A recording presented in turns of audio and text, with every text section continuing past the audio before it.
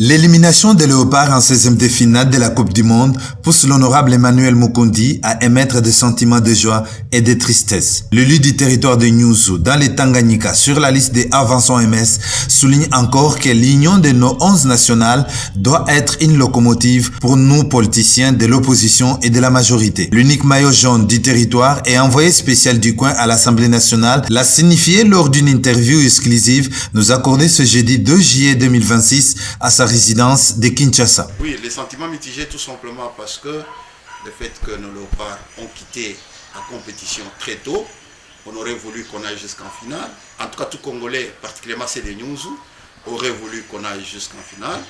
Et une joie parce que nous avons démontré au monde et à la communauté internationale que nous sommes là comme Congolais et quand nous sommes unis, nous pouvons aller très loin. Et nous avons une équipe qui fait espoir. Je crois qu'en 2030, l'Afrique peut compter sur nous. C'est la raison pour laquelle je veux rassurer à mes électeurs du territoire de Nyuzu que le grand géant que la Fondation Emmanuel Mukundi vous a offert, je vous rassure, vous continuerez à suivre tout le match jusqu'à la fin.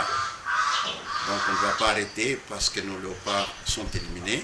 L'union créée par nos Léopards doit être une locomotive pour nous tous, pour comprendre que nous devons nous mettre ensemble en cette période où nous avons besoin de la cohésion nationale, nous avons besoin de la paix, nous avons besoin de la sécurité, qu'on se mette ensemble à l'instar des Léopards. L'honorable professeur Mukundi a présenté aussi des regrets à l'opinion nationale quant à voir un natif de Nyuzu, qui est ministre national, piquer ses images de la retransmission des matchs des Léopards de la Coupe du Monde à travers son écran géant installé à sa résidence sans signaler la source et les faire même diffuser à la chaîne nationale, soulignant que cet écran géant lui appartient.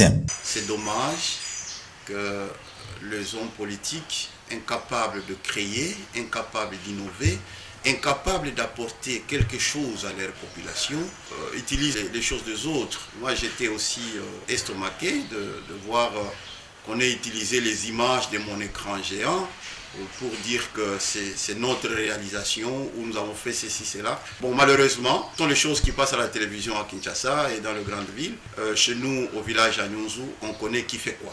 Voilà.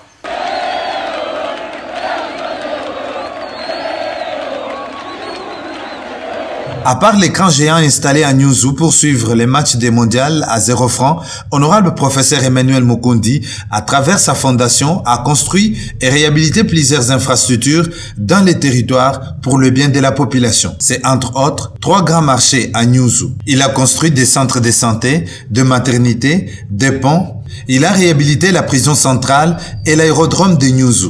Il nous signale la construction de plus de 30 écoles et d'ailleurs pour ses vacances parlementaires, l'homme du coin descend avec 3500 tôles pour les écoles. La Fondation Emmanuel Mukundi a donné plusieurs bourses aux étudiants qui ont produit 176 diplômes, une fierté pour le territoire.